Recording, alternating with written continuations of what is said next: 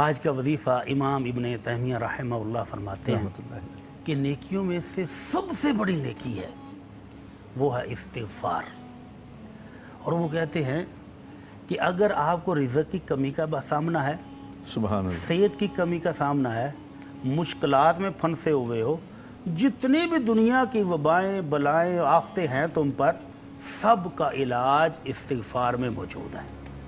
اور نبی کائنات صلی اللہ علیہ وسلم فرماتے ہیں طوبی لمن وجد فی صحیفتہ استغفارا کثیرا، کہ جس بندے کے نامہ اعمال میں قیامت والے دن کثرت سے لکھا ہوا استغفار نکل آیا، اللہ اس کے لیے تو طوبہ ہے. طوبہ کیا ہے؟ جنت ہے. سبحان اللہ. جنت کے اندر ایک درخت کا نام بھی طوبہ ہے. تو اللہ کے نبی صلی اللہ جنت کا نام بھی طوبہ ہے، جنت میں ایک درخت کا نام بھی طوبہ ہے. اور طوبہ کہتے ہیں جنت کی خوشخبری کو بھی، کہ اللہ کے نبی صلی اللہ علیہ وسلم کی زبان اقدس سے اس بندے کو جنت کی خوشخبری ہے جس کے نامہ اعمال میں کثرت سے استغفار نکل آئے. استغفار کیا ہے؟ اپنے گناہوں کی معافی، ندمان، پشیمان، شرمندگی اظہار کرے.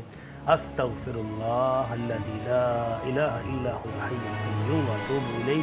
کہ اللہ تو پاک ہے، تو زندہ اور قائم رہنے والی ذات ہے، گناہ گار میں ہی ہوں، غلطی میرے سے ہی ہوئی ہے، اللہ معاف کر دے.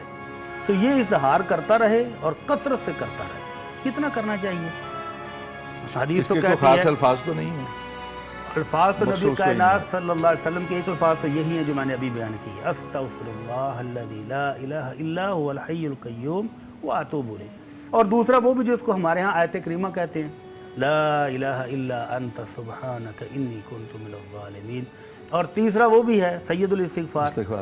اور چوتھا اگر مختصر پڑھنا چاہے تو استغفر اللہ، صرف استغفر اللہ بھی کہہ سکتے استغفر اللہ، استغفر اللہ. سبحان اللہ. تو یہ پڑھتا رہے.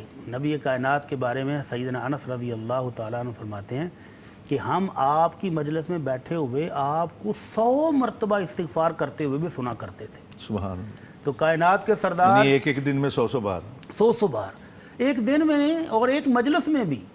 تو جس کائنات کے سردار کے اللہ رب العزت نے ذکر تو وہ کرتے ہی رہتے تھے، لیکن مختلف مراحل میں جو مراتب ہیں وہ 100 بار ہوتے وہ 100 بار ہو گئے. تو اللہ کے نبی صلی اللہ علیہ وسلم جن کا جنت میں محل بھی وہاں ہے جہاں کسی دوسرے نبی کا بھی نہیں ہے، جن کا مقام اور مرتبہ پہلے سے طے شدہ ہے، وہ ہمیں سبق دینے کے لیے، امت کو سمجھانے کے لیے ایک مجلس میں بھی اتنی بار استغفار کرتے تھے. تو اللہ تعالی ہم سب کو بھی توفیق دے، ہمارے نامہ اعمال میں بھی کثرت سے استغفار لکھا جائے.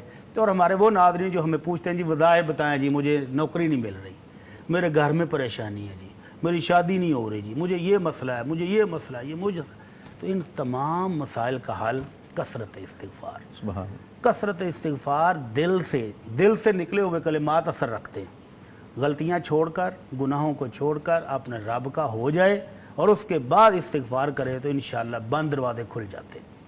اللہ رب العزت کا ارشاد گرامی ہے وَمَن يَتَّقِ اللَّهَ يَجْعَلْ لَهُ مَخْرَجًا، کہ جو اللہ کا ہو جائے، اللہ سے ڈر جائے، گناہوں کی معافی مانگنی شروع کر دے، اللہ بند دروازے بھی کھول دیتا ہے.